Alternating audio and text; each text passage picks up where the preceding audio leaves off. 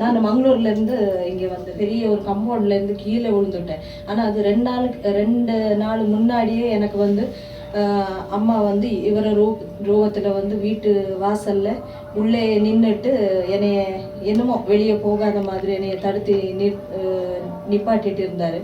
ஆனால் செவ்வாய்க்கிழமை வந்து நான் கீழே விழுந்துட்டேன். ஆனால் எல்லாரும் சொன்னார், நீ அந்த மேலேருந்து இப்படி கீழே விழுந்ததுக்கு இடுப்பே முடிஞ்சிருக்கணும்னு. ஆனால் கடவுள் புண்ணியத்தில் ஒன்றும் நடக்கலை. நான் அதான் நினச்சி அம்மாவை பார்க்கறதுக்குன்னு வந்தேன். நன்றி சொல்ல. அதேபடி அப்புறம் என் வீட்டுக்காரரை கூப்பிட்டு வந்து பிள்ளைக்கு ஒரு நல்லா வரன் அமையணும்னு சொல்லி கேட்டுட்டு போயிருந்தேன். அன்றைக்கி அம்மா வந்து வாக்கு சொன்னார், நான் வந்து 9 அமாவாசைக்குள்ளே உனக்கு முடிச்சு தரேன்னு சொல்லி. ஆனால் போய் ஒரே மாதத்தில் எனக்கு எல்லாம் அமைஞ்சது. அதேபடியே ஒரு 3 மாதத்துக்குள்ளே பிள்ளைக்கு என்கேஜ்மெண்ட் எல்லாம் ஆனது.